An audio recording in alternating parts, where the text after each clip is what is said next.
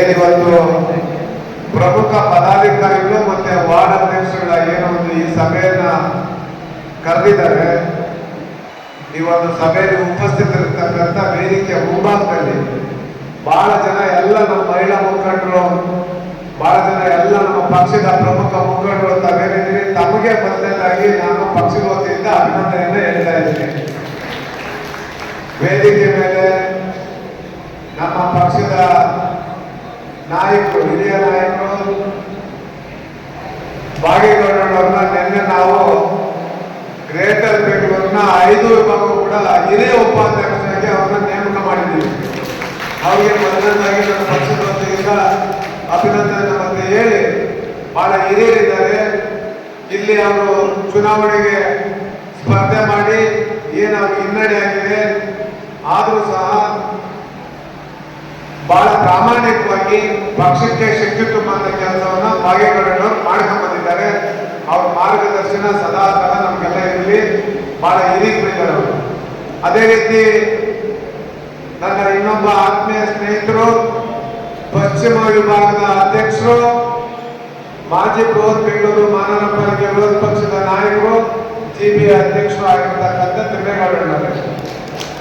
ಇನ್ನೊಬ್ರು ನನ್ನ ಆತ್ಮೀಯ ಸ್ನೇಹಿತರು, ಇದೇ ಕ್ಷೇತ್ರದಲ್ಲಿ ಇರ್ತಕ್ಕಂಥವರು, ಹಿರಿಯ ಶಾಸಕರು ಆಗಿರ್ತಕ್ಕಂಥ ಶರವಣ ಅವರೇ, ಮತ್ತೆ ನಾರಾಯಣ ಸಾಮಣ್ಣ ಅವರೇ, ನಮ್ಮ ಬಸವಣ್ಣವರೇ, ಗ್ರೇಟರ್ ಬೆಂಗಳೂರಿನ ಮಹಿಳಾ ಘಟಕದ ಅಧ್ಯಕ್ಷರು ಆಗಿರ್ತಕ್ಕಂಥ ಶೈಲಜಾ ರಾವ್ ಅವರೇ, ಈ ಕ್ಷೇತ್ರದ ಪಕ್ಷದ ಅಧ್ಯಕ್ಷರಾಗಿರ್ತಕ್ಕಂಥ ನಮ್ಮ ಹನುಮಂತೇಗೌಡ್ರೆ, ಈಗ ತಾನೇ ನಮ್ಮ ಪ್ರಸಾದ್ ಅವರು ಸಂಘಟನೆ ಬಗ್ಗೆ ಒಂದಷ್ಟು ಸಲಹೆಯನ್ನು ಕೊಟ್ಟಿದ್ದಾರೆ. ಪ್ರಸಾದ್ ಅವರೇ, ಹಿಂದೆ ಈ ಕ್ಷೇತ್ರದಲ್ಲಿ ಅಧ್ಯಕ್ಷರಾಗಿ ಕೆಲಸ ಮಾಡಿರ್ತಕ್ಕಂಥ ರಾಜಣ್ಣ ಅವರೇ, ನಮ್ಮ ಉಮೇಶ್ ಅವರೇ, ಪಶ್ಚಿಮ ವಿಭಾಗದ ಮಹಿಳಾ ಘಟಕದ ಅಧ್ಯಕ್ಷರಾಗಿರ್ತಕ್ಕಂಥ ಮಂಗಳಕ್ಕ ಅವರೇ, ಸುಮಿತ್ರಮ್ಮ ಅವರು ಕ್ಷೇತ್ರದ ಮಹಿಳಾ ಘಟಕದ ಅಧ್ಯಕ್ಷರು, ಹಾಗೂ ವೇದಿಕೆ ವಿಭಾಗದಲ್ಲಿ ಬಹಳ ಜನ ಎಲ್ಲ ನಮ್ಮ ಪಕ್ಷದ ಹಿರಿಯ ಮುಖಂಡರು ಕುಳಿತಿದ್ದೀರಿ. ಬಸವನಗುಡಿ ವಿಧಾನಸಭಾ ಕ್ಷೇತ್ರದ ಎಲ್ಲ ನಮ್ಮ ಪ್ರಮುಖ ಮುಖಂಡರು ಪಕ್ಷದ ಸಂಘಟನೆ ಬಗ್ಗೆ ಮತ್ತೆ ಪಕ್ಷದಲ್ಲಿ ಹೊಸದಾಗಿ ಪದಾಧಿಕಾರಿಗಳನ್ನ ನೇಮಕ ಮಾಡೋದ್ರ ಬಗ್ಗೆ ಒಂದಷ್ಟು ಸಲಹೆಗಳನ್ನ ಕೊಟ್ಟಿದ್ದಾರೆ. ವೇದಿಕೆಯ ಮುಂಭಾಗದಲ್ಲಿರ್ತಕ್ಕಂಥವ್ರು ಸಹ ನಾನು ಬಂದಂತ ಸಂದರ್ಭದಲ್ಲಿ ನಮ್ಮ ಸಿಂಗವರು ಎಲ್ಲ ಒಂದಷ್ಟು ಸಲಹೆಗಳನ್ನ ಕೊಟ್ಟಿದ್ದಾರೆ. ನಾನು ತಮ್ಮಲ್ಲಿ ಮನವಿ ಮಾಡ್ತಕ್ಕಂಥದ್ದು ಇಷ್ಟೇನೆ, ಯಾವುದೋ ಒಂದು ಸಭೆ ಮಾಡಿದಂತ ಸಂದರ್ಭದಲ್ಲಿ ಸಭೆಯಲ್ಲಿ ನಾವು ಒಂದಷ್ಟು ಮಾತುಗಳನ್ನ ಮಾತಾಡಿ ಮತ್ತೆ ನಮ್ಮಷ್ಟಿಗೆ ನಾವು ಮನೆಗೆ ಹೋದ್ರೆ ಯಾವುದೇ ಕಾರಣಕ್ಕೂ ಸಹ ಸಂಘಟನೆ ಮಾಡಲಿಕ್ಕೆ ಸಾಧ್ಯ ಇಲ್ಲ. ಇಲ್ಲಿರ್ತಕ್ಕಂಥವ್ರು ಬಹುತೇಕ ಈ ಪಕ್ಷದ ಪೂಜ್ಯ ದೇವೇಗೌಡರು ಸಾಹೇಬರ ಅಭಿಮಾನಿಗಳು, ಕುಮಾರಣ್ಣವರ ಅಭಿಮಾನಿಗಳು, ಈ ಪಕ್ಷದ ನಿಷ್ಠಾವಂತ ಕಾರ್ಯಕರ್ತ ಬಂಧುಗಳು. ಮತ್ತೊಮ್ಮೆ ಈ ರಾಜ್ಯದಲ್ಲಿ ಕುಮಾರಣ್ಣವರು ಮುಖ್ಯಮಂತ್ರಿಗಳು ಆಗ್ಬೇಕು ಅಂತ ಹೇಳಿ ಬಹಳ ಜನ ಬಂದು ಕುಳಿತಿದ್ದೀರಿ.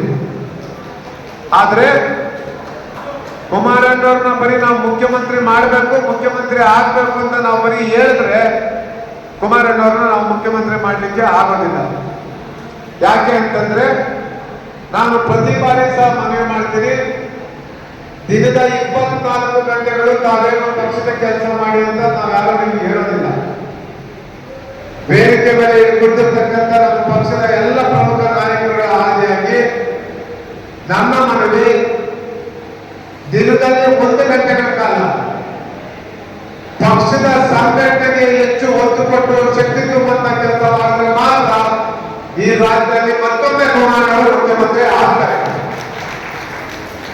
ಆದ್ರೆ ನಾನು ಸೇರಿದಾಗಿದೆ, ನಾವು ಬರೀ ಯಾವುದೋ ಒಂದು ಸಭೆ ಮಾಡಿದಂತ ಸಂದರ್ಭದಲ್ಲಿ ಯಾವುದೋ ಒಂದಷ್ಟು ಪದಾಧಿಕಾರಿಗಳನ್ನ ನೇಮಕ ಮಾಡೋದ್ರಲ್ಲಿ ಬಿಡುವುದಲ್ಲ, ಅಥವಾ ಇನ್ಯಾರೋ ಒಂದಷ್ಟು ಜನ ಇನ್ಯಾರೋ ಒಂದು ಸಭೆ ಸೇರಬೇಕು, ಅವ್ರನ್ನ ಪದಾಧಿಕಾರಿ ಮಾಡಬೇಕು, ಇವ್ರನ್ನ ಪದಾಧಿಕಾರಿ ಮಾಡಬೇಕು ಅಂತೇಳಿ ಪರ ವಿರೋಧ ಚರ್ಚೆ ಮಾಡೋದ್ರಲ್ಲಿ ಸಂಘಟನೆಗೆ ಶಕ್ತಿ ಬರೋದಿಲ್ಲ. ದಯಮಾಡಿ ಅರ್ಥ ಮಾಡ್ಕೊಳ್ಳಿ.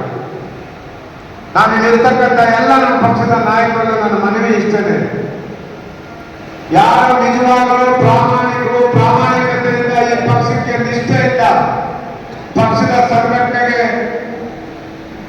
ನಮ್ಮ ಸದಸ್ಯತ್ವ ಅಭಿಯಾನ ಇರ್ಬೋದು ಅಥವಾ ಒಂದೇ ಒಂದು ಗಂಟೆ ಕಾಲ ತಾವು ವಾಸ ಮಾಡ್ತಕ್ಕಂಥ ತಮ್ಮ ಮನೆ ಸುತ್ತಮುತ್ತ ಆ ಭಾಗದಲ್ಲಿ ಆ ಬೂತ್ ಮಾಡ್ತಾರೆ ಸಂಘಟನೆ ಮಾಡಿದಂತ ಸಂದರ್ಭದಲ್ಲಿ ಮಾತ್ರ ಈ ಪಕ್ಷಕ್ಕೆ ಶಕ್ತಿ ಬರ್ತದೆ. ಅಂತವರನ್ನ ಗುರುತಿಸಿ ಭಾಗ್ಯದವರು ಹಾಜರಾಗಿ ಅಂತವರಿಗೆ ಪದಾಧಿಕಾರಿಗಳು ಮಾಡಿದ್ರೆ ನೀವೆಲ್ಲ ತೀರ್ಮಾನ ಮಾಡಬೇಕು. ಯಾರೋ ರಮೇಶ್ ಗೌಡರು ಬೇಕಾಗಿರೋ 4 ಜನ, ಭಾಗ್ಯಗೌಡರು ಬೇಕಾಗಿರೋ 4 ಜನ, ಶರವಣಗೌಡರು ಬೇಕಾಗಿರೋ 4 ಜನ, ತಿಮ್ಮೇಗೌಡರು ಬೇಕಾಗಿರೋ 4 ಜನ ಅಥವಾ ಕ್ಷೇತ್ರದ ಹನುಮಂತೇಗೌಡರು ಬೇಕಾಗಿರೋ 4 ಜನ ಮಾಡಿದ್ರೆ ಸಂಘಟನೆ ಆಗಲ್ಲ. ದಯಮಾಡಿ ನೀವೆಲ್ಲ ಅರ್ಥ ಮಾಡ್ಕೊಳ್ಬೇಕು. ಬೆಂಗಳೂರು ನಗರದಲ್ಲಿ 500 ಜನ 600 ಜನ ಪದಾಧಿಕಾರಿಗಳು. ನಾನೇ ನಿನ್ನೆ 3 ವರ್ಷದಿಂದ ಬೃಹತ್ ಬೆಂಗಳೂರು ಮಹಾನಗರ ಪಾಲಿಕೆ ಅಧ್ಯಕ್ಷ ಆಗಿದ್ದೆ. ಈ ಗ್ರೇಟರ್ ಬೆಂಗಳೂರು 5 ಪಾಲ ಆದ ನಂತರ 5 ತಾಲೂಕು 5 ಅಧ್ಯಕ್ಷ ಆದ ನಂತರ ನನ್ನ ಮೇಲೆ ಉಸ್ತುವಾರಿ ಮಾಡಿ ಮತ್ತೆ ಅಧ್ಯಕ್ಷ ಮಾಡಿದ್ದಾರೆ.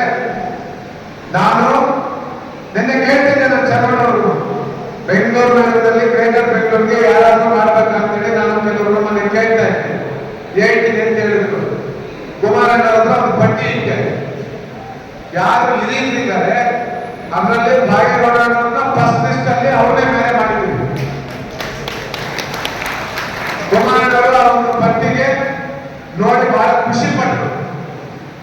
500 ಜನ ಕೆಲಸ ಮಾಡ್ತಿರ್ತಕ್ಕಂಥವ್ರು ಒಬ್ಬೊಬ್ಬರೇ ಬರ್ತಕ್ಕಂಥವ್ರು ನಾನು ಉಪಾಧ್ಯಕ್ಷ ಆಗ್ಬೇಕು, ಪ್ರಧಾನ ಕಾರ್ಯದರ್ಶಿ ಆಗ್ಬೇಕು, ಸಂಘಟನಾ ಕಾರ್ಯದರ್ಶಿ ಆಗ್ಬೇಕು ಅಂತ ಹೇಳ್ಬಿಟ್ಟು ನೀವು ಬರೀ ನಾನು ಆ ಲೆಟರ್ಗೆ ನಾನೇನು ನಿಮಗೆ ಆ ಲೆಟರ್ ಕೊಡ್ತೀನಿ, ಪಕ್ಷದ ಲೆಟರ್, ರಮೇಶ್ ಗೌಡ ಲೆಟರ್ ಕೊಟ್ಟರೆ ಅದಕ್ಕೇನು ಬೆಲೆ ಇಲ್ಲ.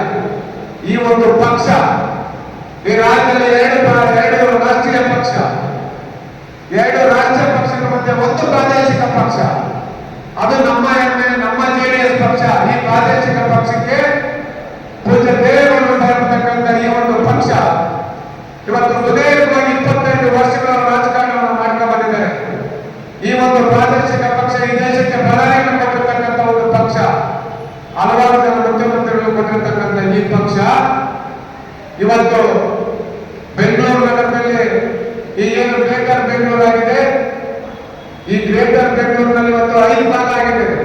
ಸುಮಾರು 369 ವಾರ್ಡ್